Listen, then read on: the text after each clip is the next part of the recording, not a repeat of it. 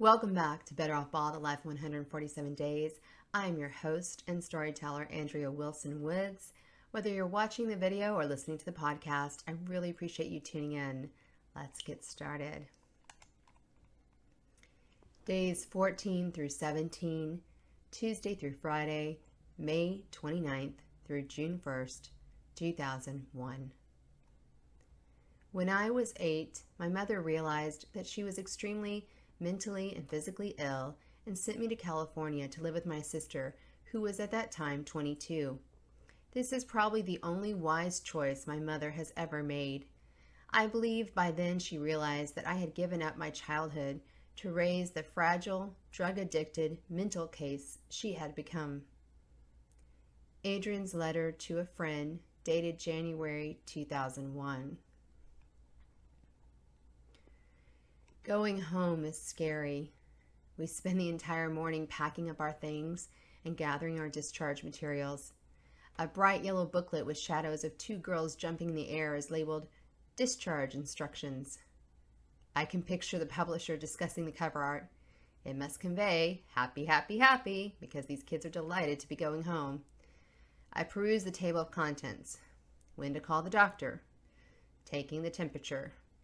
Giving medicines by mouth, blood counts, transfusion therapy, going back to school, etc. Even though it is not in the book, I know when Adrienne's platelets are down, she is not allowed to shave, cut her nails, or blow her nose due to the risk of bleeding. I think Ronnie told us a few days ago. A nurse gives Adrienne a volumetric exerciser and shows her how to use it. This plastic item is designed to maintain and improve inspiratory volume and respiratory fitness. It is a treadmill for the lungs. Adrienne must do it 5 or more repetitions, 3 times per day. She takes a deep breath and inhales into the mouthpiece. Her breath causes the pump to rise in volume by milliliters. To keep it simple, there are marks on the side labeled good, better, and best. She must strive for best. On her first attempt, she can barely make it to good. You try, sissy, it's harder than it looks. She's right. I can get between good and better, but I feel like passing out afterward. I already know forcing Adrienne to do lung exercises will be harder than making her swallow a handful of pills. I have the discharge papers from the hospital's computer in my hand, but we cannot leave yet. We are waiting for Adrienne's prescriptions to be filled by the in-house pharmacy. I read down the list. Bactrim, by mouth twice a day, 8 a.m., 8 p.m., antibiotics to prevent infection. Is this necessary? Boost, drink as you want, a nutritional drink and similar to Ensure. Adrienne likes it because it tastes like chocolate milk. Low overall tab, by mouth once a day, 8 a.m. Birth control to prevent her period from occurring in order to prevent unnecessary bleeding. Doubtful. The birth control caused her to have her period. Neupogen shot, subcutaneously once per day, 8 a.m. Medicine to increase white blood cells. Adrienne says make sure I'm not quite awake yet. Nystatin. Swish and swallow 4 times a day. 8 a.m., 12 p.m., 4 p.m., 8 p.m. Antifungal to prevent potential mouth sores caused by chemo. Easy enough. Percolase. By mouth twice a day as needed. 8 a.m. and 8 p.m. Stool softener to lessen constipation caused by most painkillers. No problem.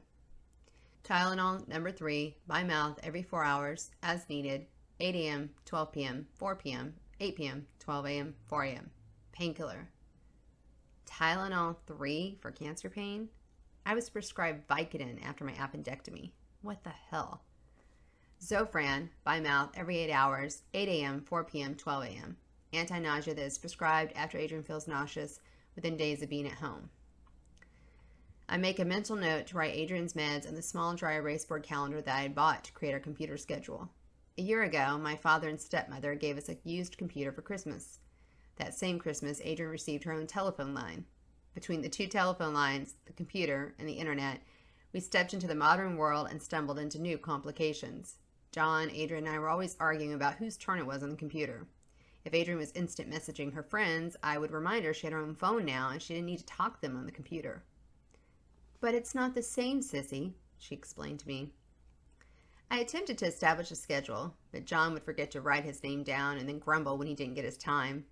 I finally limited Adrienne to 1 hour on the internet Monday through Friday and 2 hours on weekends. I told John to use the computer when Adrienne was sleeping, and I grabbed time for myself whenever I could. The calendar lay under my desk, dusty and unused. Now it would serve a much higher purpose. We arrive home in the early afternoon. The house smells of bleach and Lysol. I don't remember ever seeing it this clean before. The living room looks barren without our broken wicker couch. We had 2 chairs, but now one stands alone, beige, suede, and bland. It is in complete contrast with the forest green carpet, which looks brand new.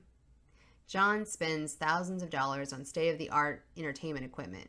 We have the newest VCR, DVD player, 36-inch color TV, surround sound, etc., but he won't chip in a few $100s for decent furniture. Everything we own is donated, secondhand stuff from friends who pity us.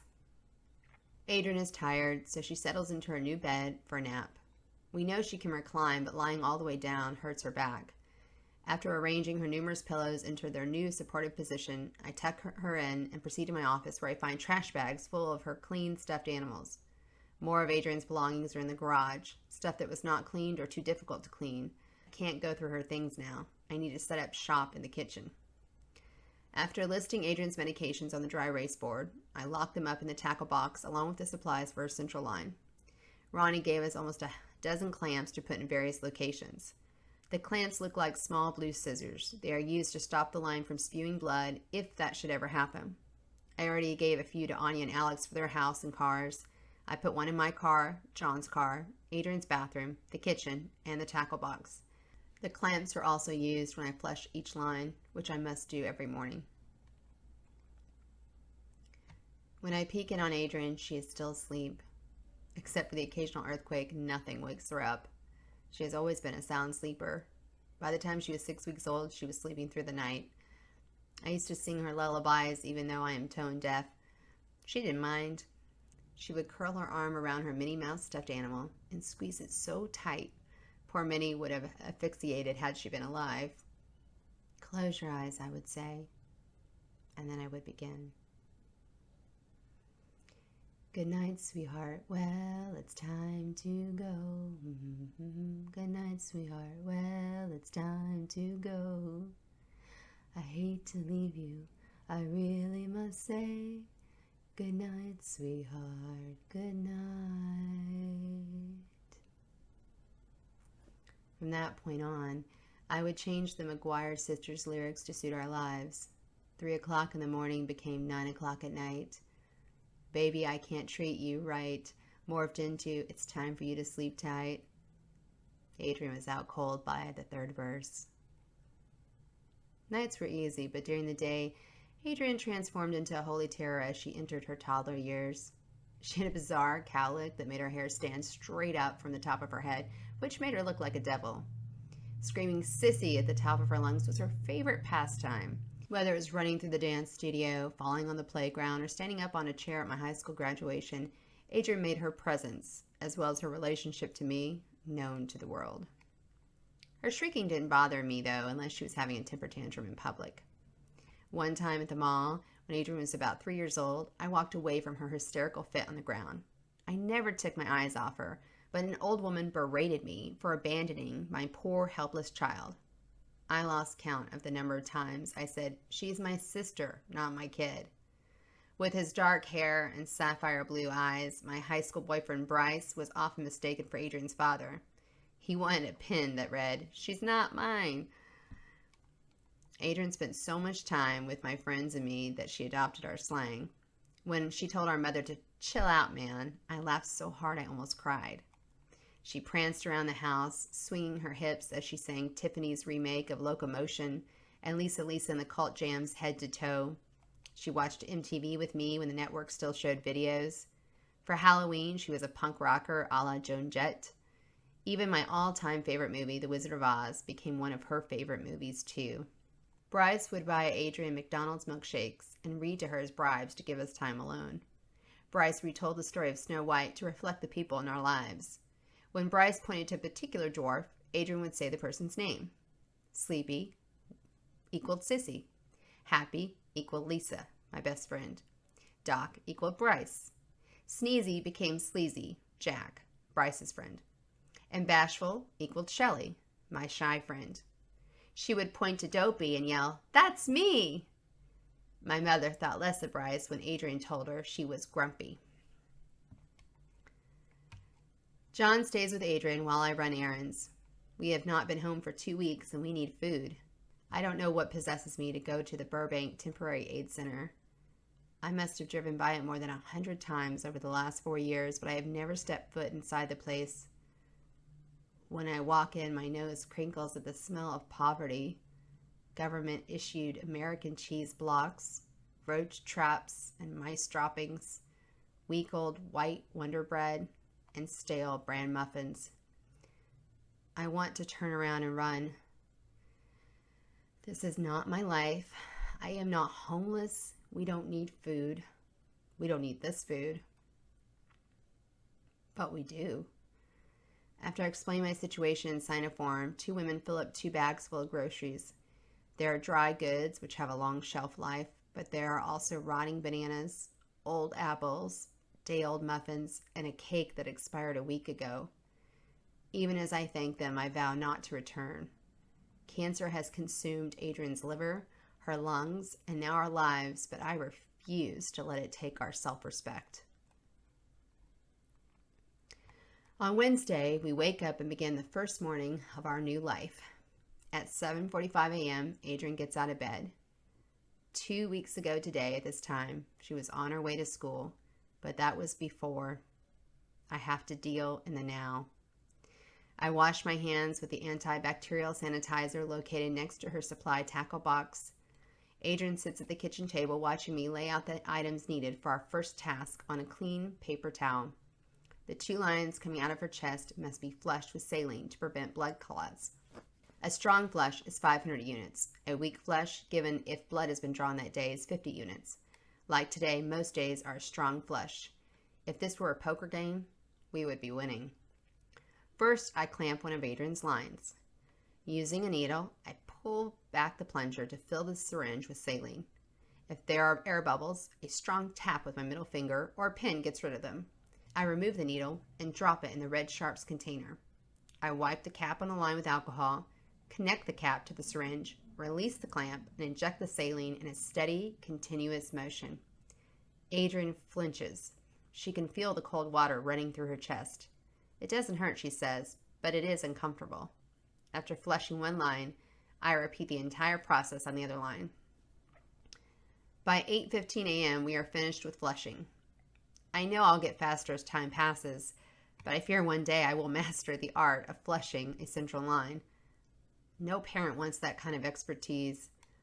Even though I am a good caregiver, I never wanted to be a nurse like our mother, but here I am nursing Adrienne.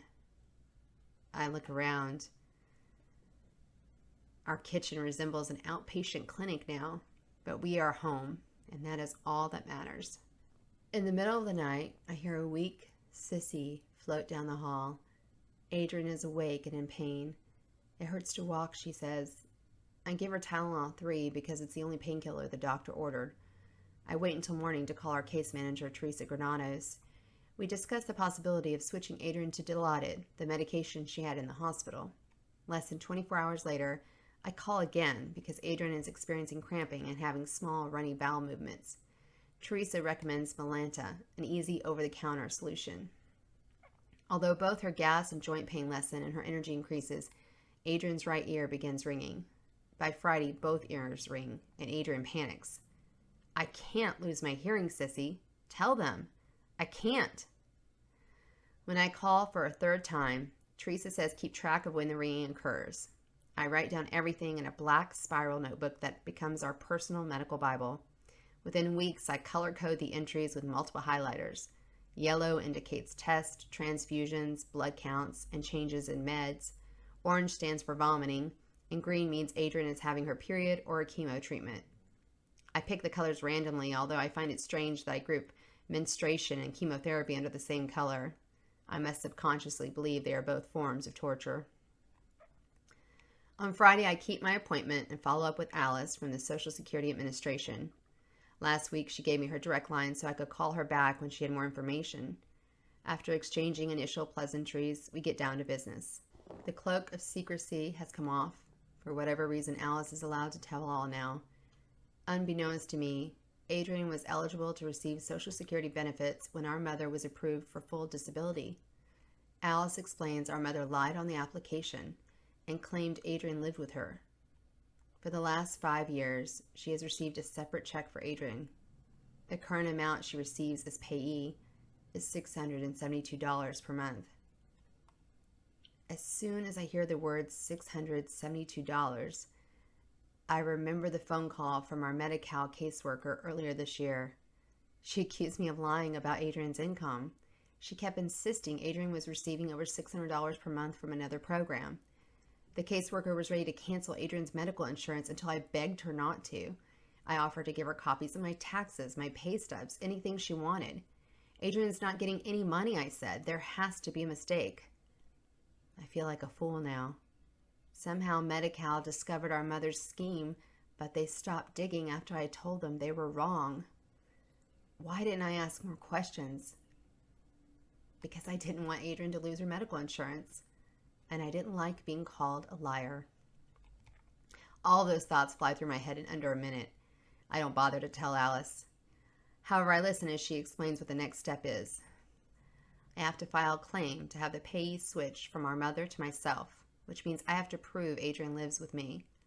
Alice says school records such as report cards, letters, and awards should be enough.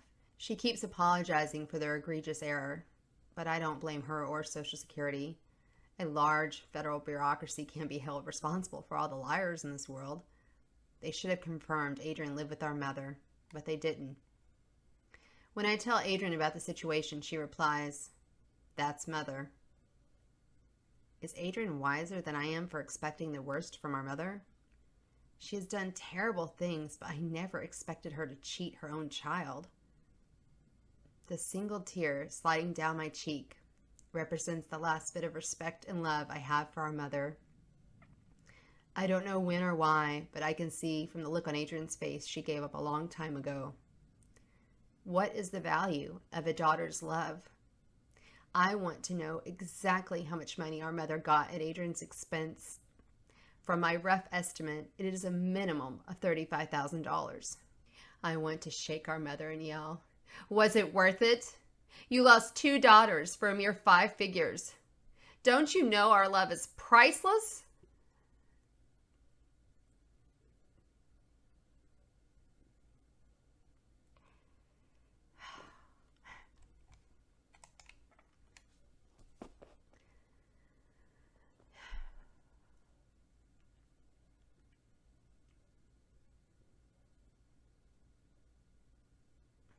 Thank you for watching and listening to Better Off Bald, A Life in 147 Days.